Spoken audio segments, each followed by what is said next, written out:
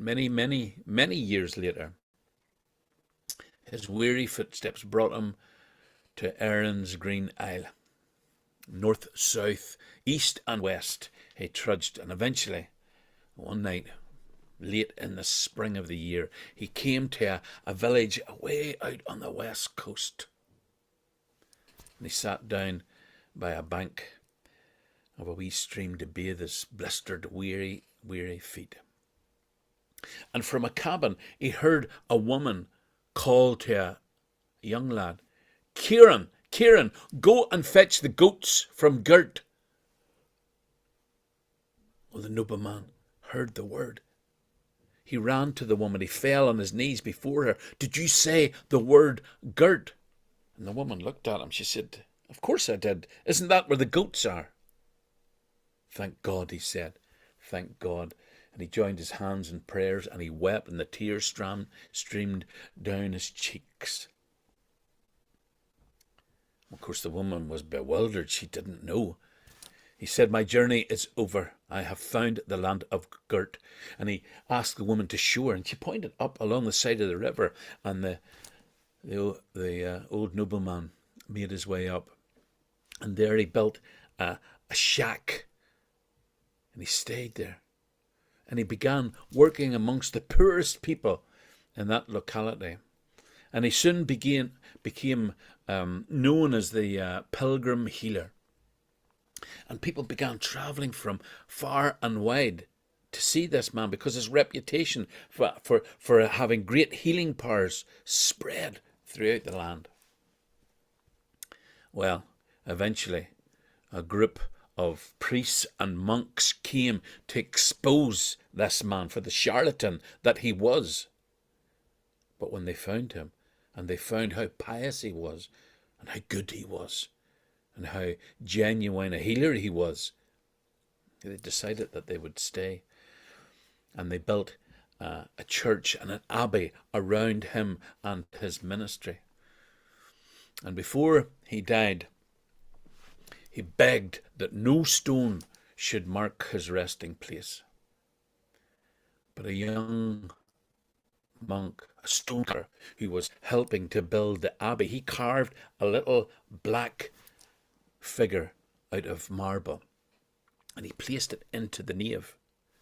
And it became known locally as the Black Man, and for generations people believed that it too possessed the healing powers that old nobleman had done so many years before.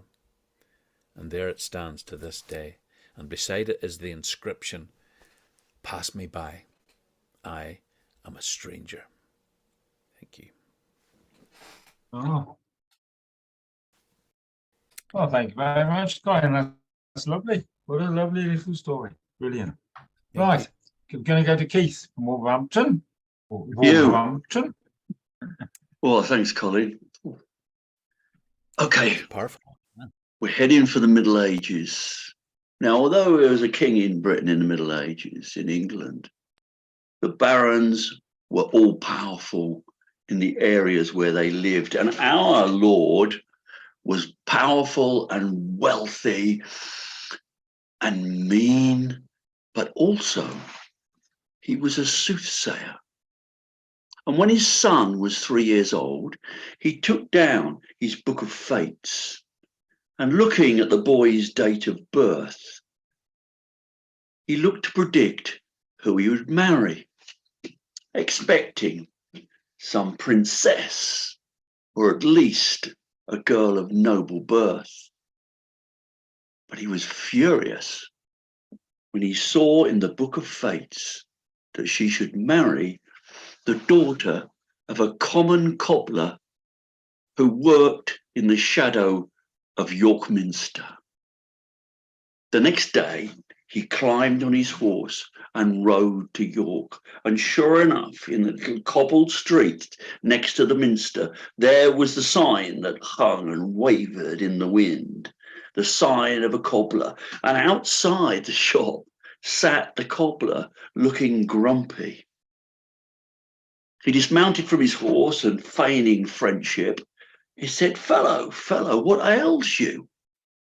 you have a thriving business. I can see your wares in the window.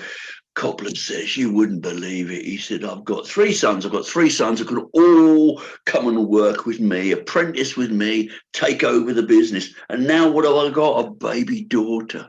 A baby daughter who will have to provide a dowry for, and she will make me poor while giving me nothing. And he moaned and he moaned and he moaned. And the Lord said, I have the answer to your woes. For if I take the child with me, then she will go into service in my estate, and who knows who she might marry one day. And the cobbler perked up and, without consulting his wife, handed over the infant. And the Lord rode away with the baby in her swaddling clothes on his horse. But he didn't ride to his estate. He rode to the river, and he climbed off and flung the infant into the water. And without a backward glance, he climbed on his horse and rode home. Now, the water did not engulf the child, for her clothes ballooned with air, and she floated down the river. And it was not long before a fisherman mending his nets on the shore of the river noticed some movement in a small beach by his hovel. And looking up, he saw the child. Now, he and his wife were unable to have children. So he called to her and he said, wife, look what the river has sent us. And they brought up the child as their own. 16 years passed, and the girl grew and prospered and lived with her fisherman father and mother. But the Lord was out hunting with his entourage, young men who liked to be seen in his company. And it was a hot day, and they stopped by the river, and there was a little hut, and they called on the hut to provide the fishermen to provide them with drinks. And the men were delighted when this young woman came out with a tray of small beers for them to drink. And one of the men said to the Lord, Sire, find out her date of birth, see who she'll marry. And the Lord, with a sneer, said, no point, she'll marry some bumpkin, some lowly character. But they badgered him, and the girl was standing embarrassed with the drinks. So he turned to her and he said, young lady, tell me the day you were born. And she looked bashful and she said, Sire, I cannot. For my father, 16 years ago, found me on this shore and brought me up as his own. And the Lord's face darkened, for he realized who she was. But they carried on drinking and chatting and making a bit of a friendship with the fisherman.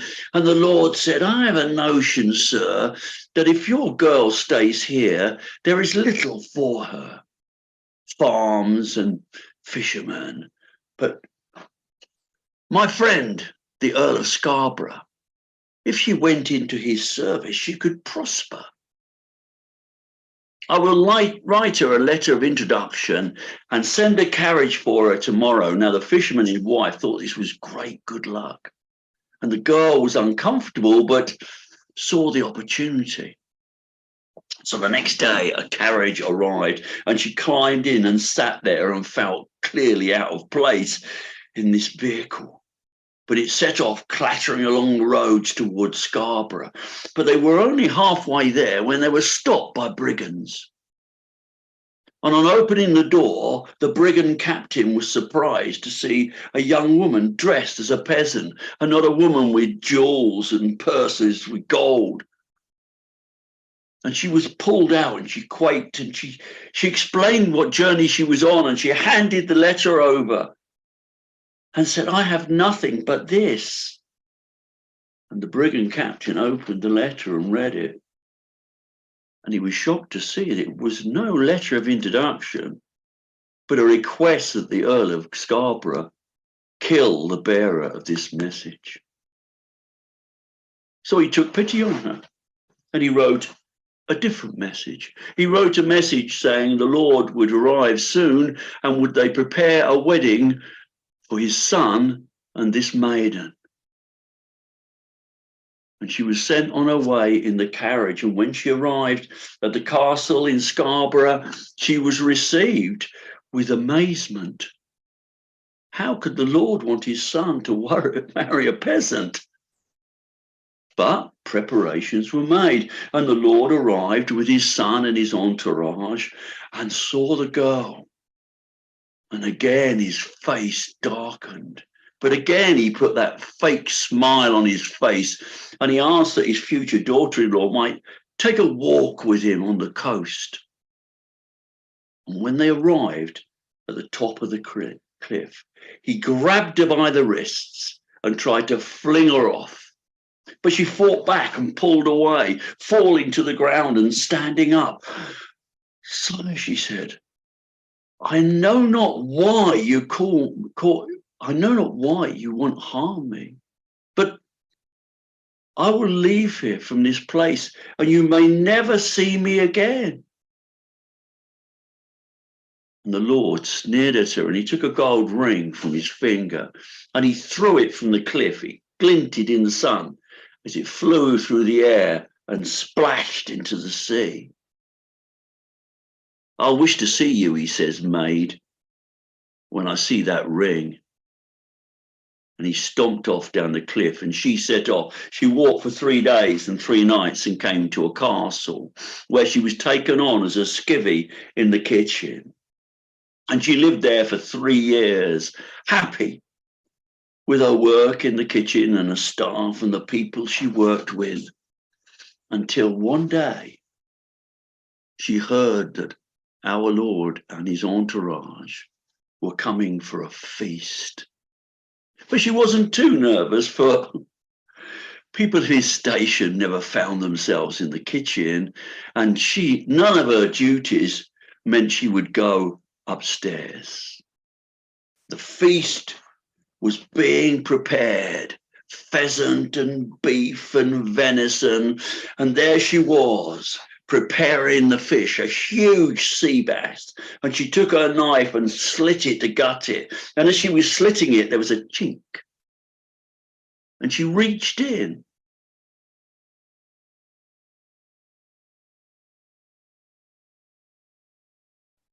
Sorry, I muted for a minute there.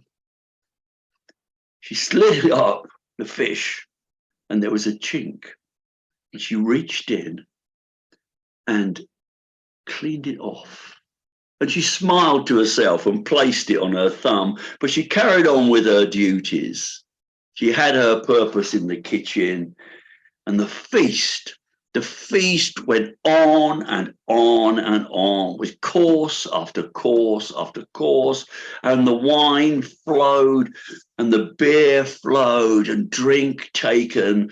The host stood and made a long speech about the honor of having our Lord and his entourage in their presence for a feast.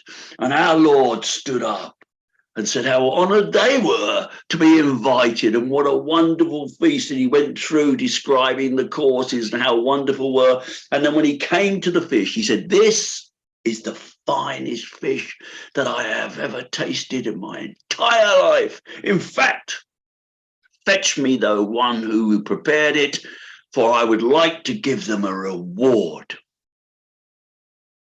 And so our girl was sent for. And she came up nervous, cleaning her hands on her penny, heart thumping to be in the presence of that Lord yet again.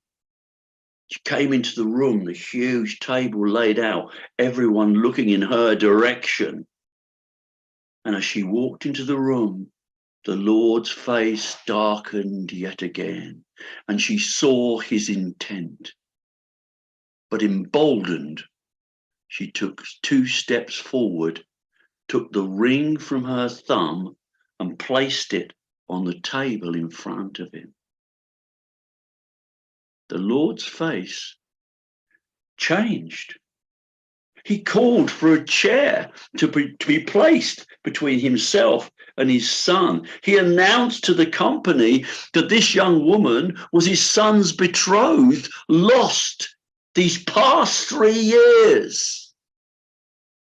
For at the moment she placed the ring on the table, he remembered, you cannot change fate. Thank you. Oh, thank you, Keith. That's lovely. Yeah, absolutely great.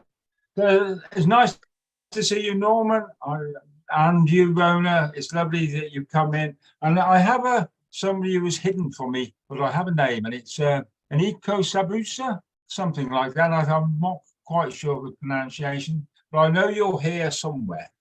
So very welcome to you as well. Right, so I'm going to tell a story. It's not very often I get a chance to tell a story here, and I enjoy telling stories. So I'm going to do one. Then after that, it's going to be Despina, and then Emar, if you go after Despina, and then we'll get down to Rona. Are you doing one today? Put your thumb up if you are, Rona. Yeah, and Norman, you doing one? We'll get to you. Sometimes you do, and sometimes, oh, brilliant, you're doing one as well. That's really good. Right.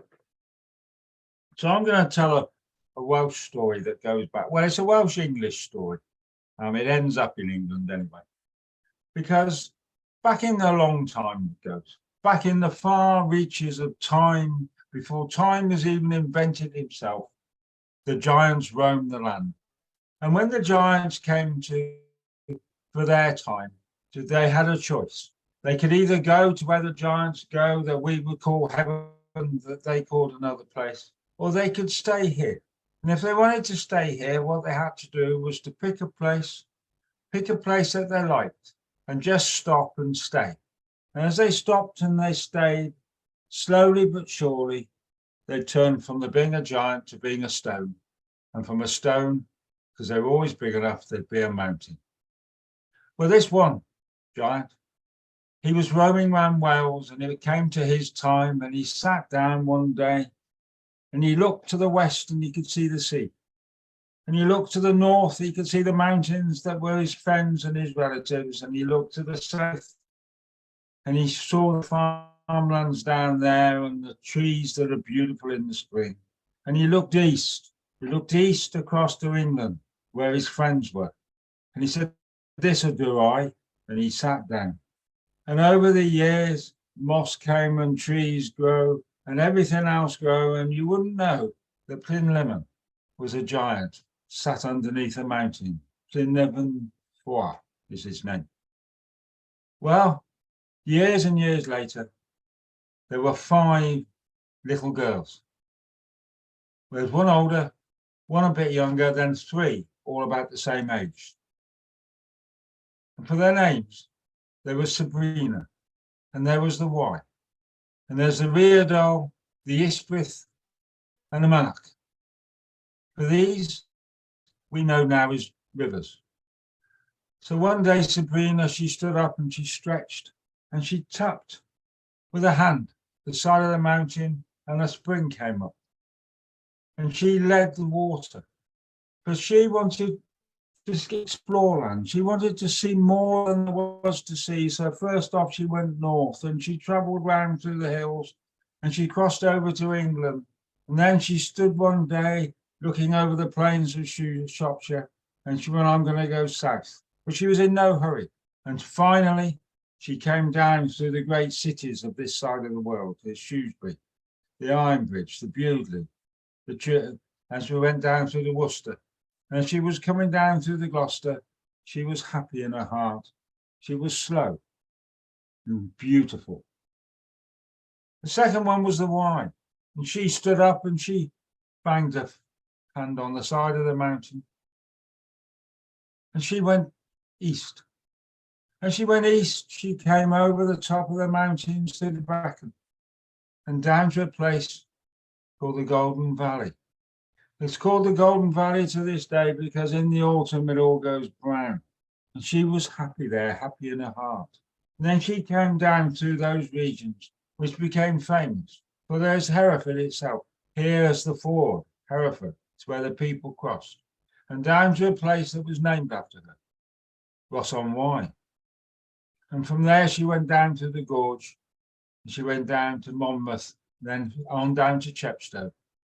And there she met her older sister coming down from Gloucester, and they held hands and they went into the sea. And the tide comes in and the tide goes out, and they were joined in happiness. But the three little ones that were left, but they were having a sleepover there. And their two big sisters are gone, and they jumped up and they looked round and they went, "What's happened to Sabrina? What's happened to the wife?" Well, this was the Rheidol, the Ystwyth, and the Monarch. Well, Rheidol, she jumped up and she went, "They went this way." And she jumped and she bobbled and she danced and she jumped and she circled and she went round and she jumped up and she jumped down and she was happy and she bobbled down the side of the mountain. And the Monarch went with her. But the Monarch, she got lost and she panicked and she went, "Rheidol, where are you?" And she jumped up into the air and she jumped up in the air and she landed on the back of the Rheidol. And those two joined and they somersaulted together and they went under the Devil's Bridge, because the Devil hadn't built a bridge then. He was just standing there, and they went under his feet, and they jumped up, and they bubbled and they gurgled all the way down to the coast. But the Ystwyth, she looked at them and she danced, and she was always a bit more competitive. And she said, "I'll race you, you two, I'll beat you." And she went just a little bit to the south, and she ran as quick as she could. She ran and she ran, and she took a deep breath. She just held her lungs together and she ran and she ran, and she could see them to one side, the Rheidol and the Minnoth together coming down one side, and she rushed out into the sea and she turned her back and she looked round. She said, "Welcome, come and join me." And the Rheidol and the Monmouth landed on top of her and they all tumbled into the sea.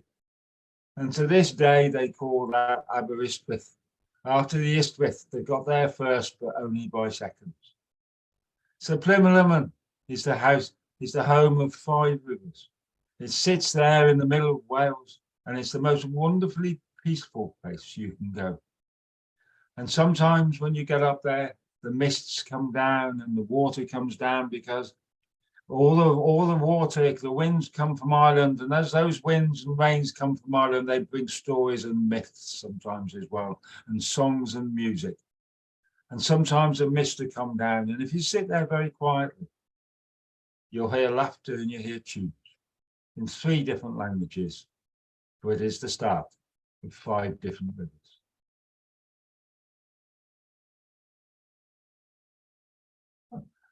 Right. Plynlimmon itself, it's a long time. I've been telling that story for a long time. It's a lovely story. I think you tell it, Keith, sometimes, don't you? I think you do.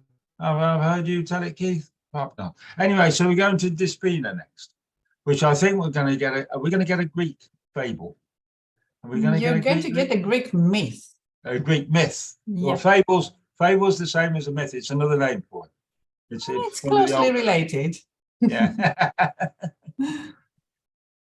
Great. Well, some of the most ancient myths have been created in order to show people, humans, how we should not be. Like, for example, some of them talk about how we are not supposed to consume human meat anymore, or how incest is okay for gods, but not so for mortals, or how we should not compare ourselves to gods, lest we be severely punished, stuff like that. So in this one myth I chose for you today, this girl called Mir, who is very beautiful, very attractive, but not interested in marriage. And not only that, she has abstained from worshipping Aphrodite.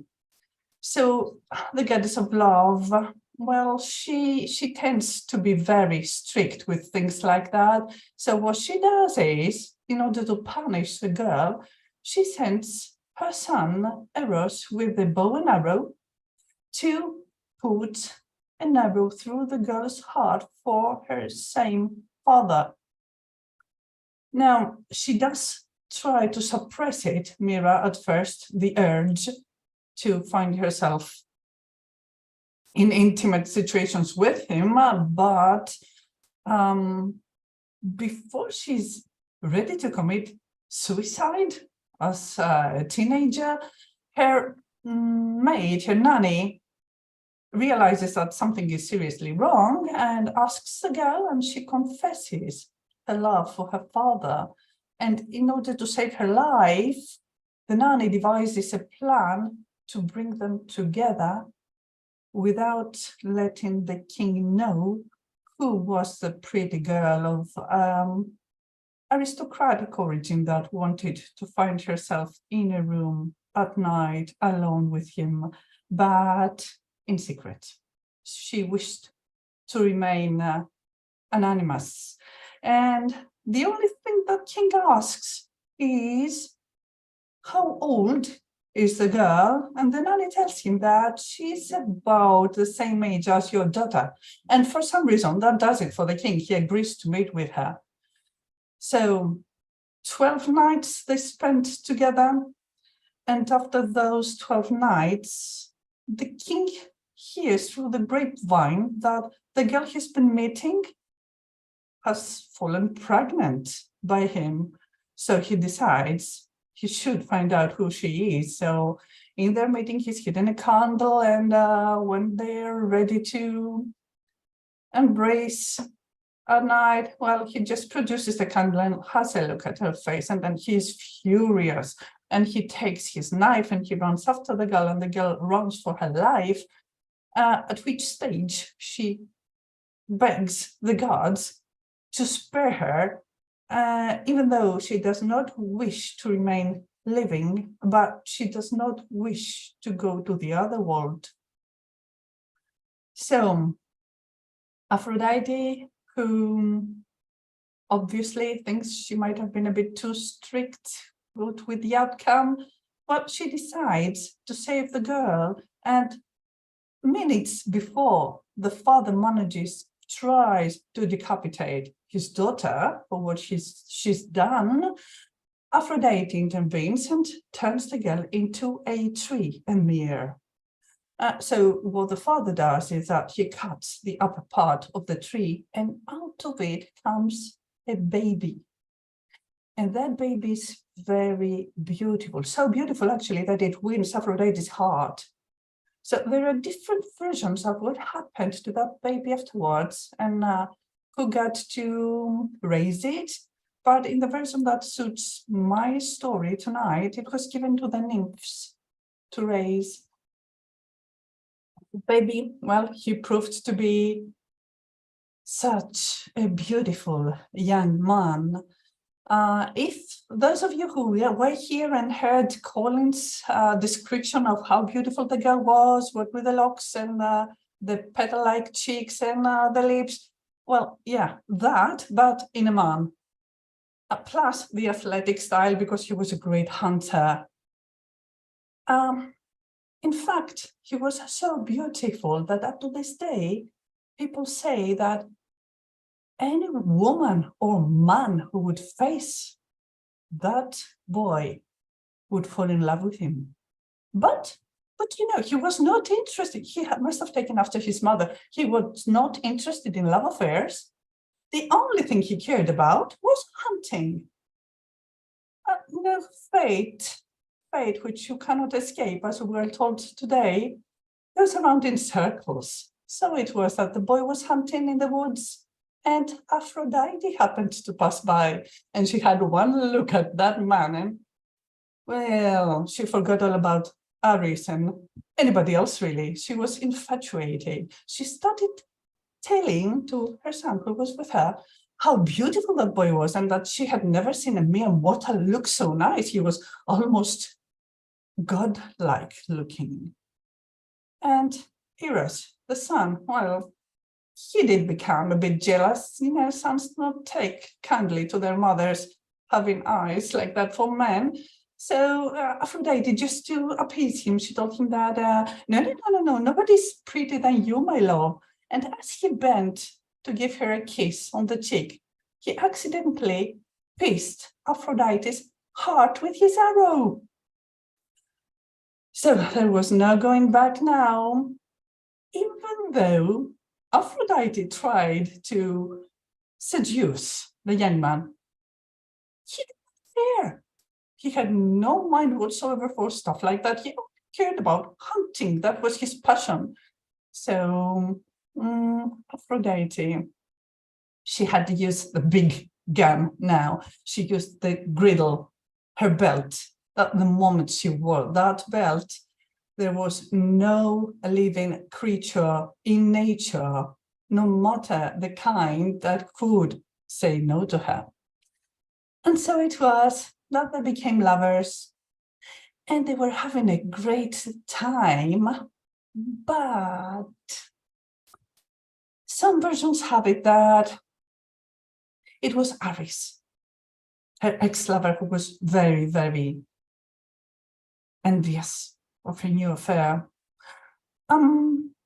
She did warn him that she was going on a trip and that he could continue hunting, of course, but he should keep it to fowl and hares and stuff like that. Not the big animals, not the dangerous ones. And, well, Adonis, he said, yeah, don't worry, just, getting rid of her in order to go hunting.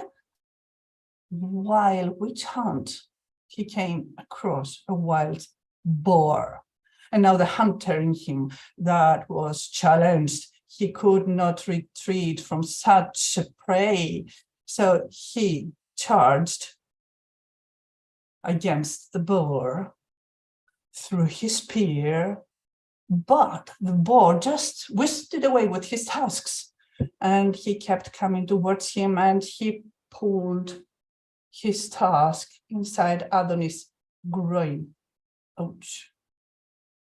So the goddess, flying in her silver chariot, driven by swans in the sky, she heard her lover's screams back on the earth, and she made a U-turn and went immediately back to see what had happened.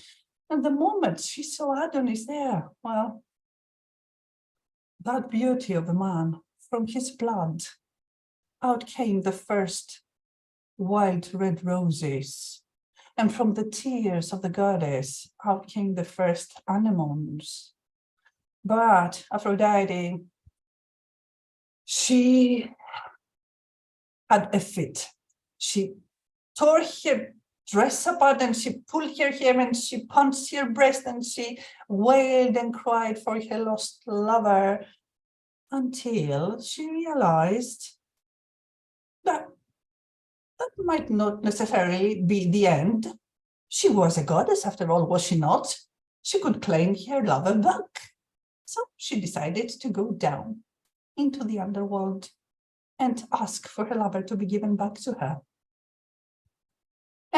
In the underworld, I don't know if you remember, last year for spring, I gave you the story of Persephone and Hades.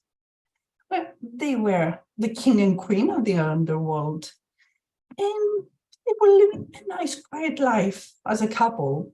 In fact, comparing to other husbands, well, we could say that Hades was pretty decent. However, life in the underworld was rather boring. Not much happened. So when that soul entered the realm and Persephone had a look at that man, I'll just put it this way. She took him to be her personal servant. He was the only one who would put wine in her glass and stuff like that, and on occasions that Hades would be otherwise occupied.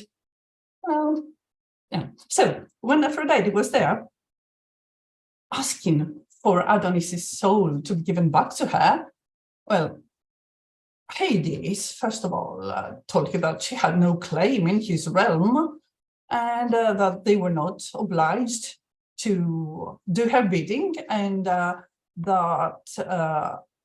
man was his wife's personal servant, and he could not just hand him over because his wife would be upset.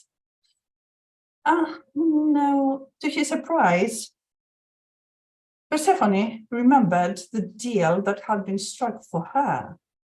So even though none goddess would retreat and they both wanted him, Zeus intervened in order to maintain the peace by telling them that he could pass 1/3 of the year up in the world with Aphrodite, another third of the year in the underworld with Persephone, and he could have 1/3 of a year to himself to do as he pleased, which is exactly what happened. And the things we learn from stories, everywhere you can get a message, and sometimes the message is wise and we need to follow it. So what I hold of this story is that no matter how beautiful love may be, I won't say a man, I'd say a person might as well keep their hobbies, because for the third of the year that was to his will, up to him to decide, he spent it hunting. Yeah. Thank you. Oh, thank you. Absolutely, thank you. Well done, Despina. What a lovely story. Great. Right, we're going to go to Amir now. So, Amir, which part of Ireland are you in today? I'm in Kilkenny, in the southeast. Kilkenny. Yeah. Right, okay. So this story is about Giancecht. He was one of the Tuatha Dé Danann, the people who occupied the land of Ireland long, long, long before the sons of Mill arrived on this island. Being a very powerful healer, he was known as the founder of medicine in Ireland. Now, Gian means swift, and Cecht means traveller or power, hence giving him the title God of Healing in Ireland. He who travels swiftly to tend to the ills of his patients. Now, it was before the first battle of Moytura, that battle between the Tuatha Dé Danann and the Fir Bolg, and the Tuatha Dé Danann won. But it was before that battle, Giancecht with his son Miach and his daughter Arva, both very powerful healers in their own right. They made a well in a place called Acha Avla, the field of the apple trees, into which they sang incantations. And over that well, Giancecht made a promise. Anyone who is wounded, unless his head be severed, or a membrane of their brain or spine be severed, would be fully healed by me. And the well was known by two names, Tuber Slania, the well of healing, or Loch Liva, the lake of herbs. Because Giancecht had gathered herbs in the nearest and the nearby Lusma, the plain of herbs. Into the well, he took all of the herbs growing in Ireland and placed them in there. And all who were fatally wounded placed in the well, and they would rise up sleek and sound, without blemish, spot, or hurt on visage or noble body. Now, it was during the first battle of Moytura that Nua, the king of the Tuatha Dé Danann, had lost his hand. Now, this was very, very serious, because no one, unless they were of whole of mind or body, could be king. And Giancecht, he wanted Nua to remain king. So what he did was he fashioned a silver hand for him, attached it to his arm, and after that he was known as Nua Arik the Love, Nua of the silver hand. And it was said that this hand had the vigour of every hand in it. And all was well, and Nua could continue to rule. Now, Miach, as I said, a very powerful healer, he wasn't happy with this. He felt there was more he could do. He had magical powers. He could do more for Nua other than a silver hand. And he went off looking, and he found the severed hand of Nua. And for 3 times 3 days, he kept it by him with bruchta agus chagaski, with spells and incantations. And for 3 days and 3 nights, Miach kept Nua's hand by his side until the skin grew back. And for 3 days and 3 nights, Miach held the hand to his breast. And when it was ready, he proceeded to attach the hand to Nua's arm with these spells. Joint to joint of it, and sinew to sinew of it. And there it regrew. And Nua was whole and well again. And it was said that Nua became so deft with his recently attached hand that he could catch the wisps of burning bushes with it. Now, you would have imagined that Giancocht would have been as proud as Colin is of his son. Proud of his son to have been that wonderful healer, carrying on this family tradition, working his magical powers. But oh no, despite being the god of healing, Giancocht fell into a jealous rage. How dare his son upstage him? How dare he humiliate him? Hadn't he himself done enough fashioning a silver hand for the king? Couldn't he remain king as Tuatha Dé Danann anyway? But no, Miach had to interfere. Well, Giancocht was having none of it. His rage and his jealousy consumed him with a madness. He grabbed his sword and set off in pursuit of Miach. And he struck him 3 times with his sword. But each time, Miach was able to heal himself. So the first time he struck Miach's head. And all he did was place his hand on his head and his skin was healed. And then he struck a second time. And it cut through to the bone. Again, Miach put his hand on his head and healed the bone. And the third time, he struck him on the head and it cut into his brain. But this time, even Miach laid his hand on his head and he was healed. But the fourth time, Giancocht picked up the sword and cleaved Miach's brain in 2. But this time, Miach was powerless to save himself, and he fell down dead. Well, when Giancocht saw his son lying there, what had he done? He fell into remorse, and he mourned him deeply. Mullane, Mullane, Achone, Achone, what have I done? And there he was, kicking himself at his own stupidity, his own jealousy, his own vanity. And now his son was slain, his only son, and slain by his hand. Well, all he could do was have a good burial, and Miach was very well buried. And over his grave, Giancocht made this promise, this prophecy: if Miach be not, Arva shall remain. Now, Miach and Arva, brother and sister, were very, very close. And Arva was devastated at the loss of her brother. And every day she'd visit his grave. And she wept and she wept and she wept. And one day, as she wept as much as she could, the tears ran down her cheek, and they dropped onto the grave, onto the soil.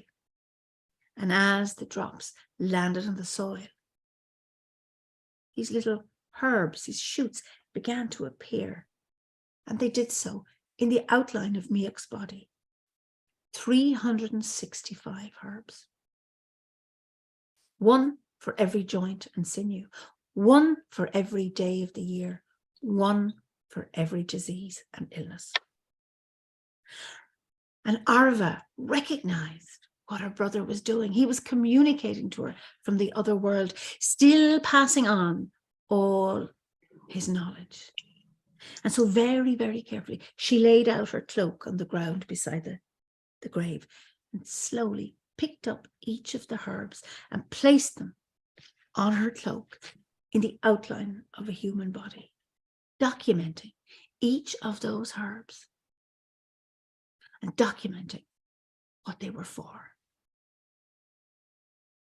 And as she was concentrating on what she was doing, who comes along? Only Giancocht, her father. And he spots her there at the grave, and he recognized instantly what she was doing. Well, he fell into another rage. all remorse and regret at the murder of his own son forgotten, he raced straight over to Arva. Now, he didn't lay a hand on her, but he grabbed the cloak, picked it up, and he shook the herbs to the four winds, and then he marched off. Arva went and gathered as many of those herbs as she could. But alas, she didn't manage to get all of them. And that is why to this very day, we do not know the properties of all herbs, nor do we have a cure for all illnesses. But Arva today is the goddess of herbalists in Ireland. And we still call to her so that she can inspire us as to how to use herbs and to cure diseases and illnesses. Sinead. That's lovely. There's a saying here on the Welsh Marsh here. It's called good wives' tales, and what it really means is, and in the Welsh they call it the old hen wife, because hen in the Welsh means old, and what it means is that you go back to the people who were born on the land who know the herbs and know the plants, and because these old wives knew a bit, that's what comes next. There's old wives' tales because these old wives knew a bit. And you hear that. I heard that the other day, someone talking about her grandmother. And in a modern day setting, and her daughter had something, and she said, I'll go and talk to grandma, she'll have a plant. These old wives knew a bit. And it's still there to this day around the place. Right. Can I ask a question, please? Hello, Joe. Lucy, how are you? Yes, I wasn't sure if you started at 6 or at 7 because, you know, it was not very clear. So do you start at 6 at the moment? That was my Sorry? fault. That was my fault. I put it up wrong on Facebook. But we're back to starting at 6. Yeah, we start at 6 for which is summertime, Lucy. Okay. And so when the clocks go back again in the autumn, we go back to 7 o'clock. Because it's all run from Morocco, we're staying with their time. So we've come forward an hour. So it's 6 o'clock for the summertime, okay? 6 o'clock. Okay. Yeah, okay. Thank you. Right. Thank So we're going to just have a break for 2 minutes because I need to ask John a question. John, next week, the next time we're on is the bank holiday. Are we on for the Sunday, the May Day bank holiday?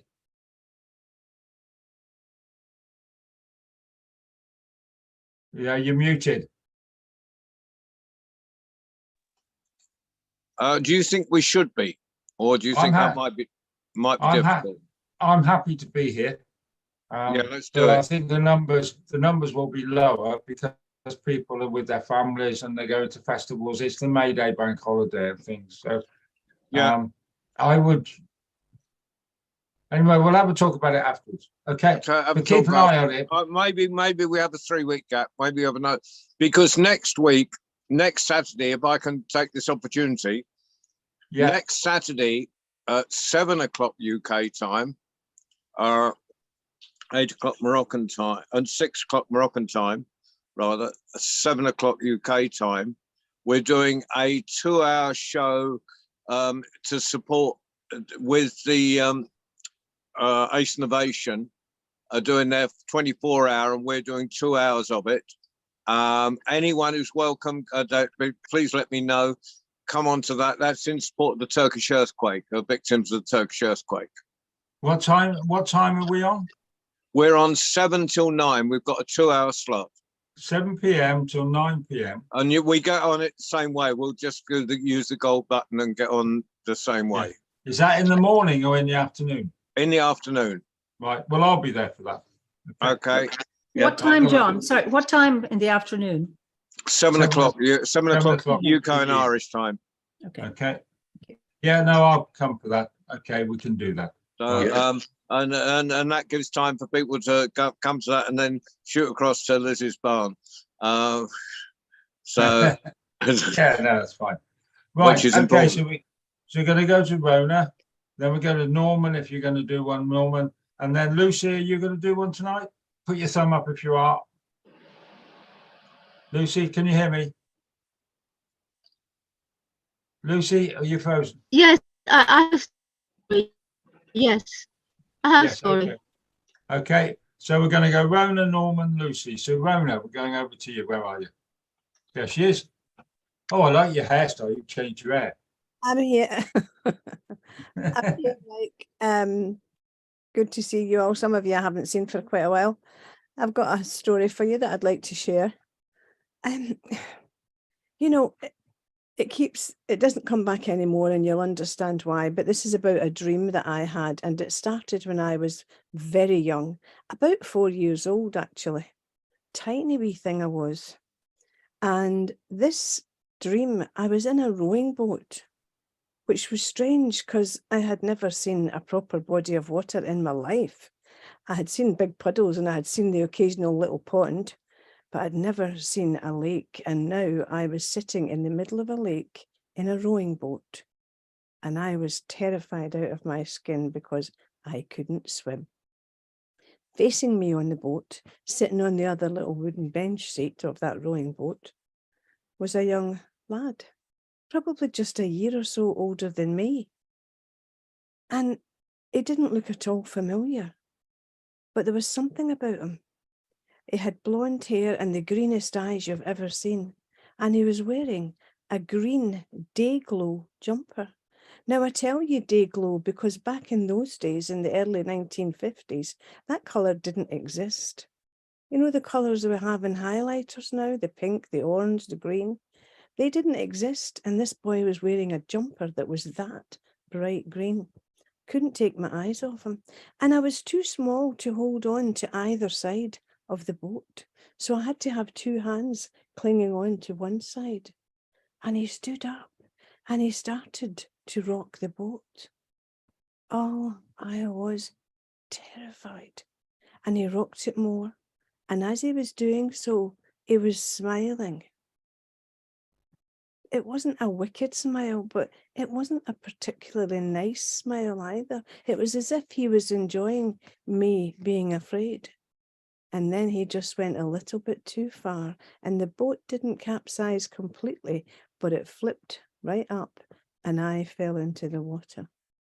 And as I fell and was going down and down, I knew instinctively that I had to get back up. And I started to kick my little legs, going like the clappers and pushing my arms because I couldn't swim. And as I was getting closer to the top again, I could see him looking down through the water, and his hand was coming towards me. And I thought, oh, he's going to pull me back in again. But his hand was flat, coming towards me, like he was going to push me back in. And that's when I wake up, screaming, much to the annoyance of my sisters who shared the bedroom with me. I had that dream frequently. It carried on year after year. And one of the strangest things about it was, as I was getting older, this little dress I was wearing still fitted me. When I was 10 years old, that tiny little rosebud dress with the little white collar still fitted me. He was still wearing that Day-Glo green jumper. This was a very weird dream. I never understood it. I didn't know what it meant, except I had this fear that he was trying to kill me. And so it carried on up until I was 14, 15. And then my friend Sandra was having her 16th birthday party. Wow, the excitement was so palpable. I never had that dream for a whole week. And there was talk of Babycham and little pieces of cheese with silver skin onions with cocktail sticks in them. You know, this was going to be a real party. We were so excited, and we were allowed to have Babycham. My mum said I could have one. My dad frowned, but my mum, she was the boss. That was it. Well, when I got to that party, and there was a boy going to that party that I liked, and I hoped that he was going to be there. So I had on my new pink skirt, and my sister lent me her pink fluffy bolero, and I wore that over a white blouse, and I had a little pink ribbon tied like a tie. I thought I looked the bee's knees. I hope I did. And I'm sitting there in Sandra's kitchen, well, just before the bedroom that the party was in, because this is what we did in those days. In Glasgow, if you were having a party, the biggest bedroom in the house would get cleared of all of its furniture. Everything would be moved out, and there would be chairs put all round the room. You would borrow chairs from your neighbours, so there would be one for everybody, or near enough, and the party would be in that room. And the parties were just ace. They were always fantastic. But I didn't want to go straight in to that room. I wanted to know if that boy was there first. So I said to Sandra's dad, could I just sit in this little stool in the kitchen? And he said, sure, sweetheart, you carry on. And you look so pretty tonight.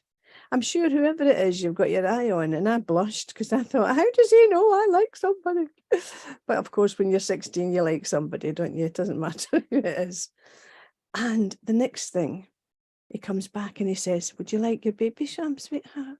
I said, oh, yes, please, Mr. Brown, that'll be lovely. This glass came towards me, and as I looked up, I saw through that glass of Babycham the face of the boy in the boat.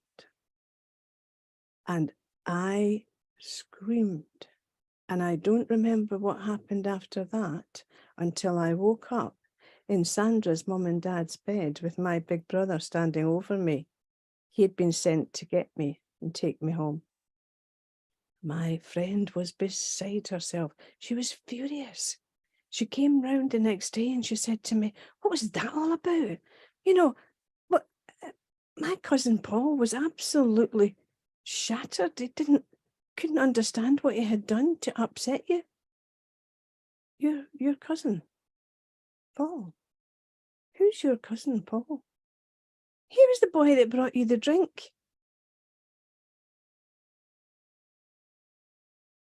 No, I mean, no, that can't be Paul. That can't be your cousin.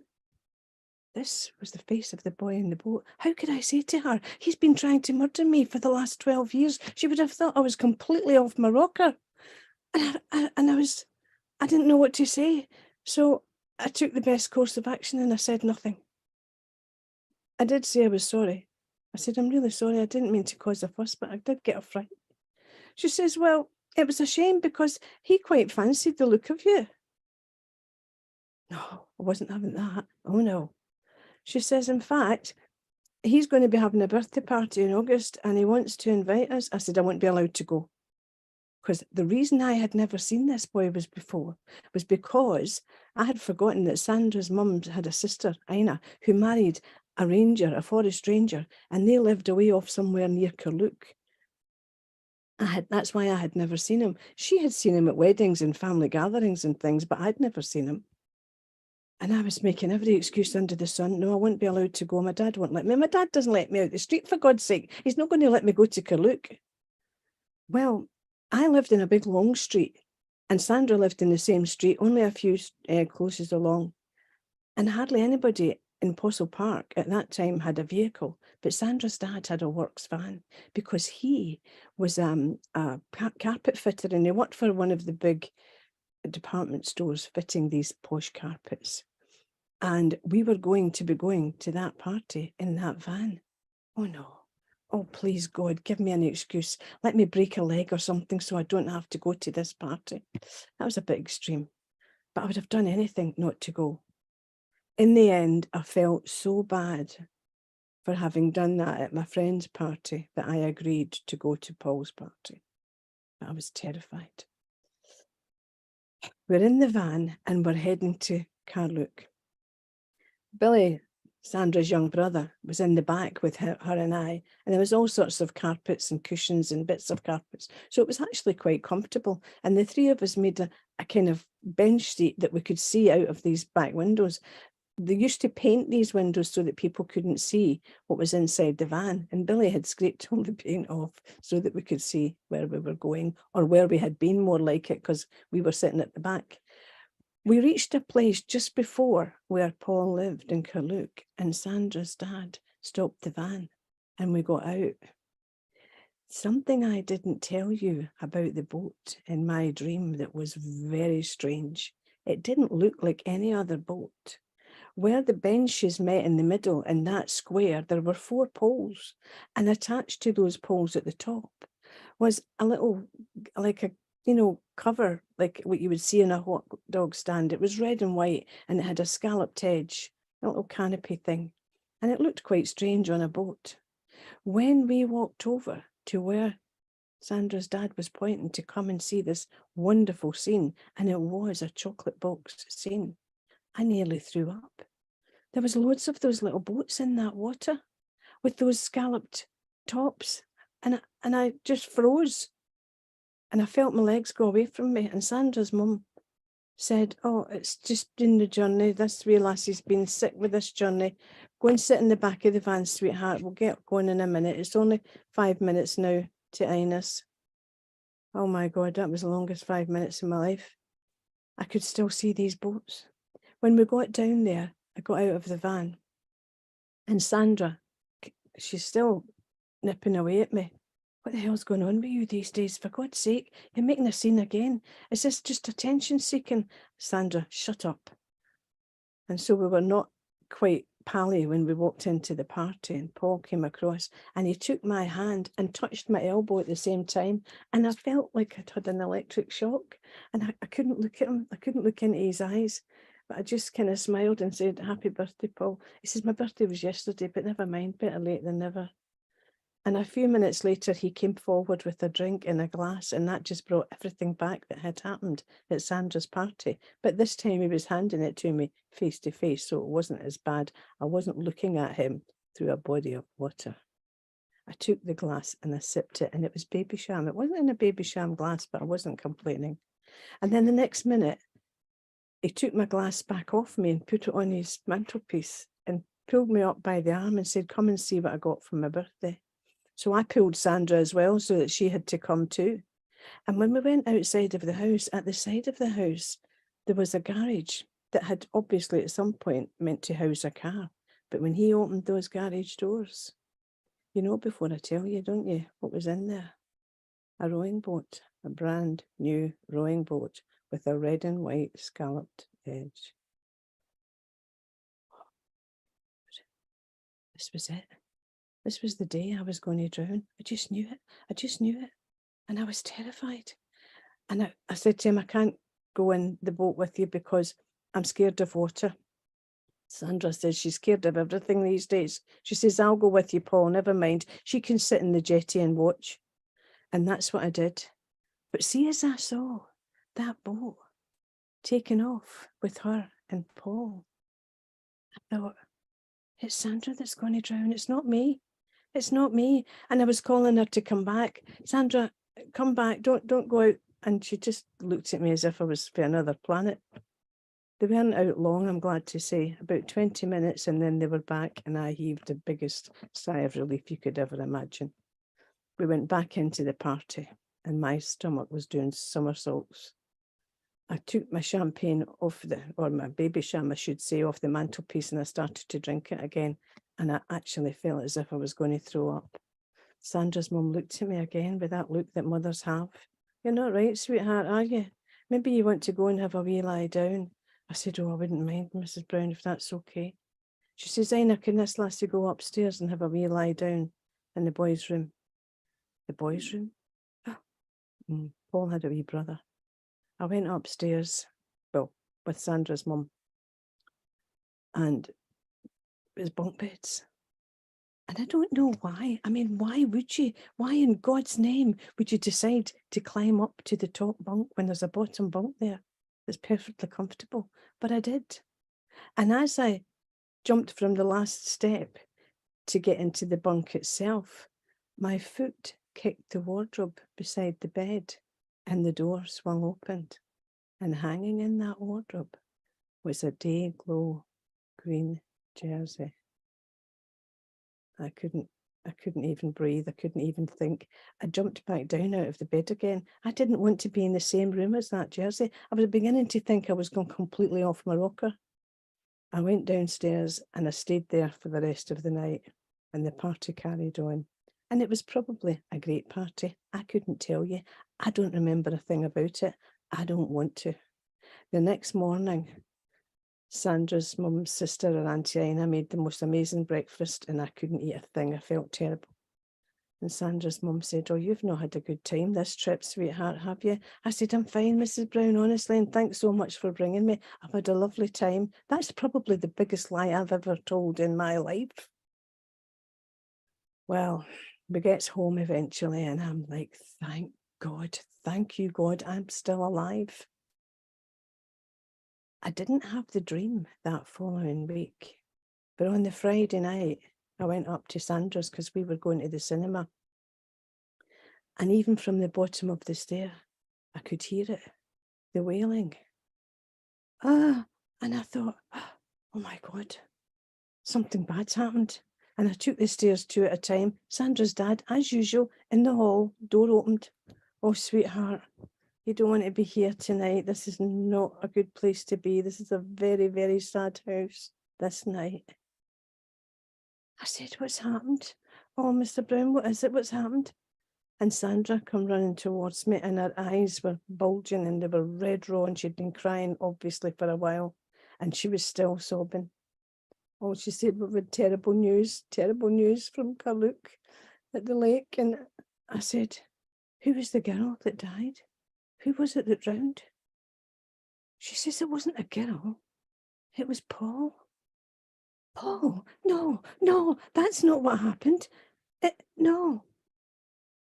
What had happened was that the kids all used to use these boats for gaming, for fishing mainly, but also for gaming. And they would play all sorts, they would race and all sorts of stuff.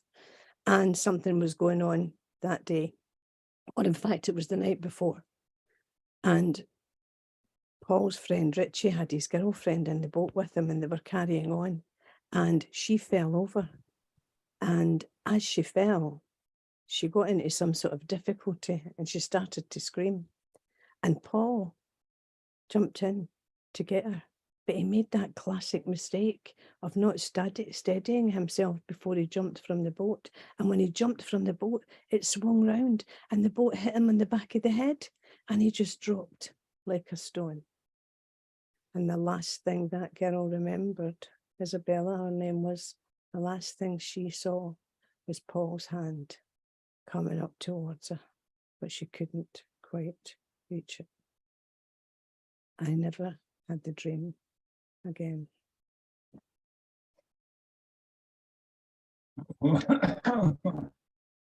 Oh, Rona. You're like a good red wine. The older you get, the better you are. That was lovely. Take that as a compliment. God. Right, we're going to Norman. There we are, Norman. I can see you. Norman, are you going to do one? Then we'll go to you, Lucy. And then we'll see where we are from there. Right, okay. And Mike, you're going to do one. Well, we're going to stay on the water. And also, I don't know, but there's something different, slightly extra at the end of this that Colin's going to provide. And being Irish, of course, when he wanders into the realm of storytelling, the inspiration and what grows from the inspiration are two different things. Colin, that's my way of saying a roundabout way, what you did's okay. Well, it was a long time ago on the island of Man, and there was a fisherman. He was known as Old Tom. And the reason why they called him Old Tom was because he had a son, and his name was Young Tom. Now, Old Tom would go out each day to go out fishing. He'd push the boat into the waters, cast out his nets, and sometimes he would come with a few fish. Sometimes he would come back with a lot of fish. But it seemed that he always came back with a lot of fish when he took a few apples with him. Now, the apple tree that they had in their garden was a prize of their house. For you see, it was really hard to keep apple trees growing in the constant wind. And so a high stone wall had to be built, and the tree had to be facing in the right direction.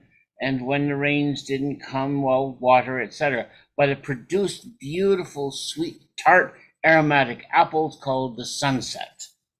And so when he filled his pockets with the sunset apples, he always came back with a good catch.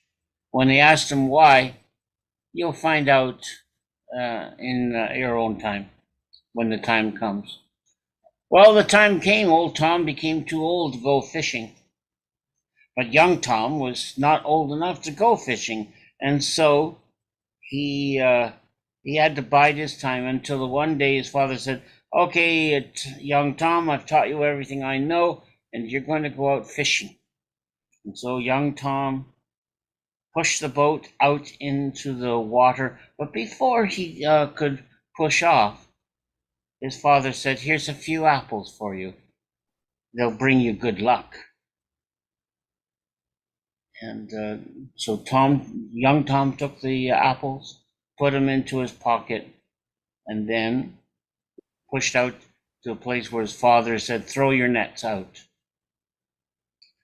Now, Tom went out and he threw out his nets, and they came back empty and wet. Threw them out again, they came back empty and wet. And he spent a fair amount of time doing this. And young Tom wondered, why did his father send him here? And so, but then he was about to give up when suddenly out of the water there popped the head of a mermaid. "Oh, Tom, it's been such a long time since I've seen you. Oh, I've got the stories to tell you. Why did you go away?" Tom said, "But I'm not old Tom, I'm young Tom. Old Tom's my father." Oh, okay then. Well, did you bring any land eggs for me?" "What? Land eggs. I love land eggs. You better have brought a few land eggs with you, or..." And Tom thought about this riddle, and then he remembered the apples in his pocket. And he pulled one out and he threw it through the air, and deftly the mermaid caught it and started munching on it and chattering away and munching on it. And he threw apple after apple to her, and she ate them all. And she said, "Thank you for the land eggs," and disappeared from sight. And so young Tom decided to throw out his net one more time. And you know what happened next. It came back brimming full of fish, more than he could load into the boat. And so he went back, and his father, old Tom, gave him a knowing grin as the fish were brought into the house to be cleaned. And from that time on, young Tom would go out. Now, he didn't go out all the time with apples, because when they were out of season. But he always took a few, and he always met the mermaid, and she told him tales of the things she'd seen in the sea. And Tom would sit there, either smoking his pipe or just sitting there rocking back and forth in the waves. And time went on, and this is not quite the end of the story, of course, because you see, the stories of the mermaid awakened a fire, a longing in young Tom to see lands beyond the horizon. And so one last time he came out. One last time he threw the apples to the mermaid, and as she munched on the apples, he said, Lass, these are the last land eggs I will be giving you, because I've a hankering to travel. There's a great wide world out of there with many, many stories, and I want to find those stories." "What will I do for my land eggs?" exclaimed the mermaid. "Oh, well, I've taken care of that," he said. "I've built a shelter by the edge of the sea, and there I've planted an apple tree, and there, when it is old enough, it will have the apples upon the branches. And when the wind blows, the apples will fall into the water, and you have all the land eggs you want in the proper season, of course." And then he said his last goodbyes to the mermaid, went back, said goodbye to his sorrowful parents, and disappeared off into the horizon. And he never came back. But the mermaid waited and waited and waited underneath the cliff where the apple sapling was planted, and year after year, the sapling produced beautiful blossoms, but no apples. And the wind of summer would come and blow the apple blossoms away. Then finally she said, "Well, if I can't have the apples, I'll have the lad." And so she set out in search for the lad, and seeking him who knows where, because she never came back either. But finally, in the rightness of time, the apple tree did produce apples. And when the winds blew in the fall, the apples fell into the water, and they too drifted away on the tide, and they too never came back.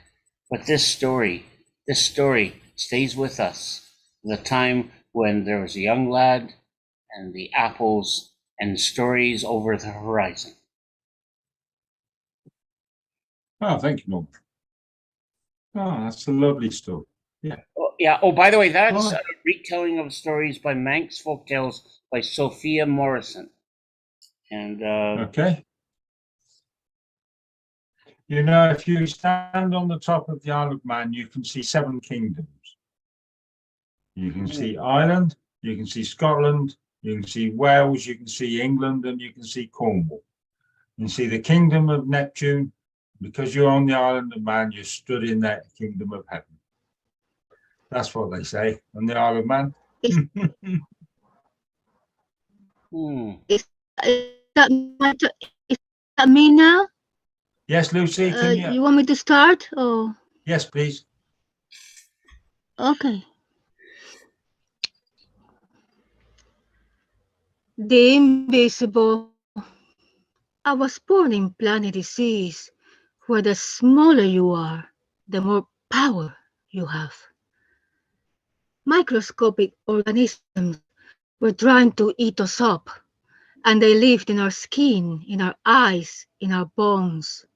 Half our body weight was made of these monstrosities, and they caused lots of diseases. They could also jump from one person to another to infect them and generate pandemics that could kill millions of people.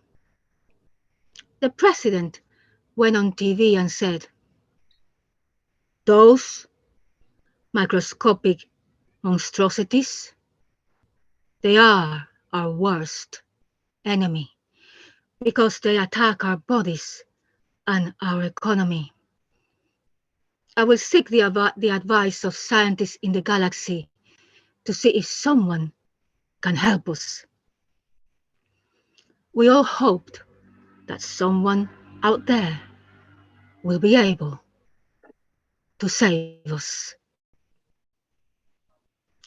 They were always in our minds, and we lived in fear. Will I wake up tomorrow with sticky red eyes, a chest or ear infection, or maybe a lung infection? There were millions of microscopic organisms, a large variety of species, and they could only be seen with microscopes. When you saw them, you realized they were very nasty. They were covered in spikes all over their bodies.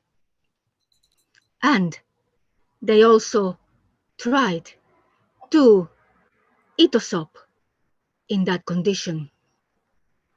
A scientist said that we evolved from those microscopic monstrosities and that we share genes with them.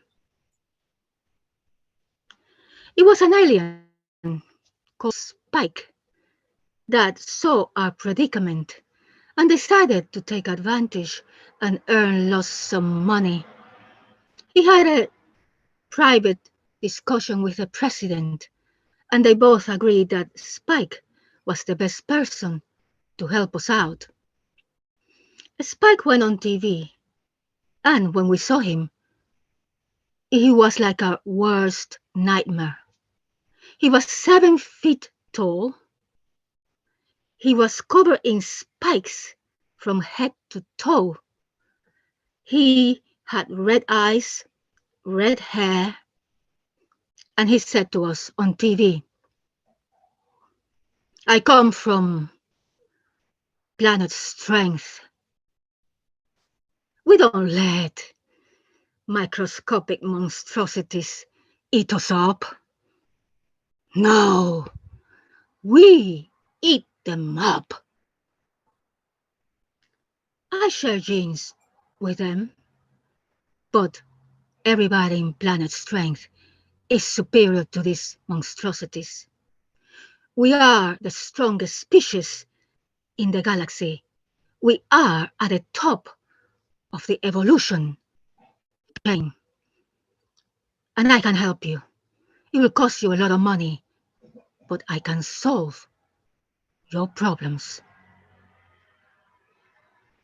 A few days later, Spike went to the tallest building in our planet. And on the flat roof, he stood and opened his arms. Then we noticed that something was moving inside us, leaving us.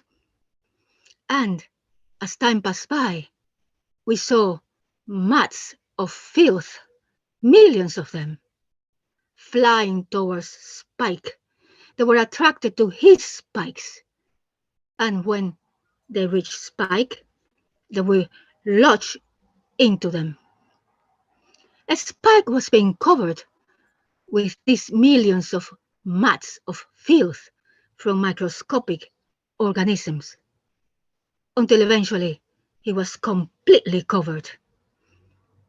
He then went into his spaceship and left our planet. After he left, we realized we were feeling better. Most of our diseases had disappeared, and we were feeling hopeful, healthier. 6 months passed by, then a year, and we had a bliss time. We were so happy. And then after a year, we realized that we were going back to square one, because Spike couldn't remove all of our microscopic monstrosities. A few remained, and they had been multiplying slowly, and now they were ready to attack us again with diseases. The president went on TV again and said, "It's frustrating that our bliss only lasted a year, but I will have to call Spike again to clean us up. Maybe this is the way we'll have to play it, that we'll have to hire Spike on a yearly basis." Thank you. Oh, Lucy, thank you. Oh, right. So what we've got left is Mike Flaherty. How are you, Mike? Oh, you've disappeared. Was he here? I am Right. here. Are you going to do something, mate? I wasn't going to, but can I just, we had our grandchildren over today. Can I tell you a little joke that my 7-year-old made up? Go on then. Can you see this rabbit? I can. It's a bunny and he's got a pirate hat. Yeah. Mm. And Eliza said, "What's the difference?" I've polished it up as we went. "What's the difference between a pirate bunny and a pirate human?" I don't know. What's the difference between a pirate bunny and a pirate human? A pirate human really loves parrots. And she thought that was so funny. She was rolling. And I had to go around with the bunny and tell her brother and her sister and her parents and Sue and Matt. She wouldn't do it, but I had to go around with the bunny saying, "Do you know what?"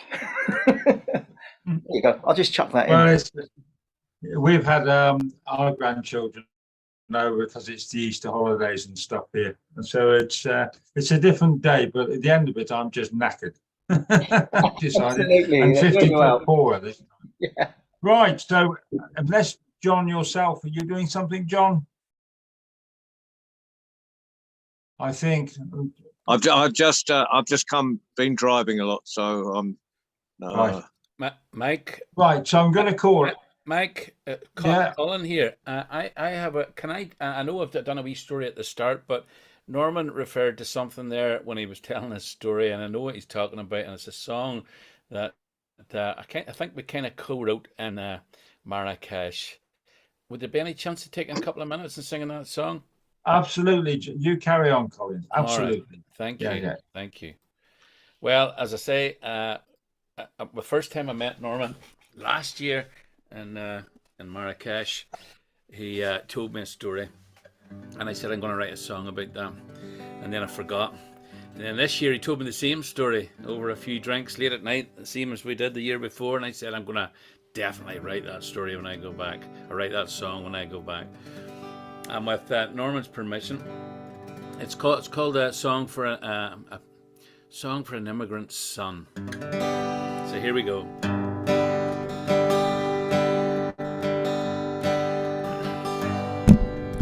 Guess it was too painful, or he didn't want to lie. My father came from Ireland, never told us why. To the Ottawa Valley, army pay was good. 7 of a family did the best he could.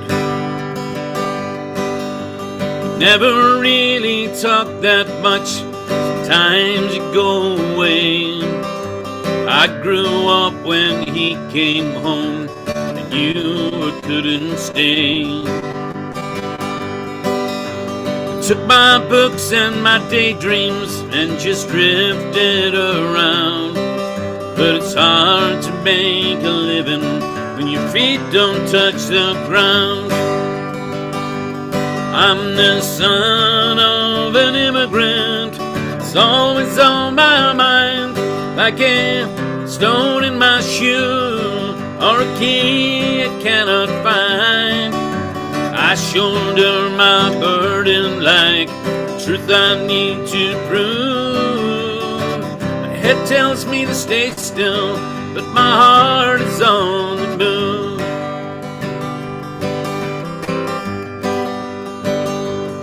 Well, I had my share of girlfriends, but they never stayed for long. 6 months was the red line, then something would go wrong. One night I met Sarah, she was pretty and petite. Couldn't take my eyes off her, she swept me off my feet. 6 years we were together, I swear we had some fun. Made love by the stars at night, laughed under the sun. Sarah wanted more from me, but it's something that I lack. Let her walk away from me, and I never called her back. I'm the son of an immigrant, it's always on my mind, like a stone in my shoe or a key I cannot find.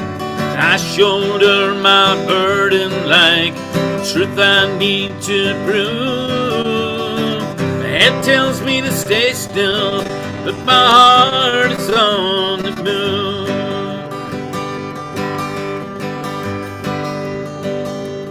Now Sarah's married to a postman back in her hometown. Sometimes I think about her when the sun is going down. We write each other letters about the things we're dreaming of. Someday I'm gonna tell her she was my one true love. I'm the son of an immigrant, it's always on my mind, like a stone in my shoe or a key I cannot find. I shoulder my burden like truth I need to prove. It tells me to stay still, but my heart is on the move. I'm the son of an immigrant. It's always on my mind, like a stone in my shoe, or a key I cannot find. I shoulder my burden like truth I need to prove. My head tells me to stay still, but my heart is on the move. My head tells me to stay still, but my heart is on the move. My head tells me to stay still, but my heart is on the move. Ah, lovely, Colin. Lovely. Thanks Thanks, so Mike. much. Thanks, Norman. No, absolutely. Yeah. A phrase springs to mind that they say it goes back to the Saxon times when the Saxons came over the North Sea over to this country, and it goes like this: I'm an immigrant, so my son can be a farmer, so my granddaughter could be a poet. I came across the sea to find a home. And it just reminds me of that tonight. Well, it's lovely to be here all again. Thank I've you, had a lovely Colin. evening That was again. beautiful. Yeah. Yes. Yeah. Thank you, Mike. It's been a brilliant night. Great stories, everyone. Phew. Yeah, it's 7:45, so we've been here for nearly a couple of hours again. If John, you can just wait for a second, John, we need to have a chat. Thank you, everybody, for coming. I love doing this, but I can't do it unless fellas like you turn up. And it's brilliant. Thank you very much for being here. For me, it just works lovely. Tomorrow we're in the Pottery in Muchwell Lock. Well, I'm going to do it all again, but this time it's in person. And it's exactly the same. It's poetry and it's stories and it's people singing songs. But tomorrow night I'll be drinking beer. Thanks for hosting, Mike, and have one on me. Thanks for the welcome, Mike. Rona, yeah. Thanks, Absolutely. everybody.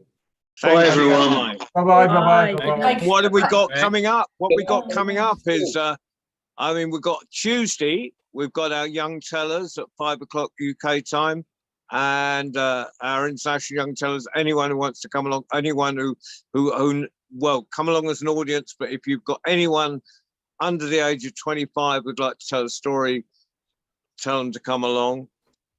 Friday, for our children's storyteller, we've got the amazing Liz Weir.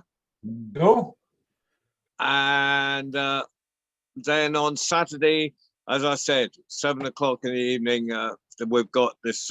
We're part of the Ace Novations 24-hour storytelling thing. So please come along and tell a story there on that. And it's been fantastic. I'm sorry I arrived late. I was driving. And Mike, I'll give you a ring because okay. because it stays live if we talk on this. Okay. Okay. Yeah, no, fair enough. Okay then. All right, then. Bye. Goodbye. Fantastic. Bye. Bye-bye. Okay. Bye. Bye bye, everyone. Lovely. Bye.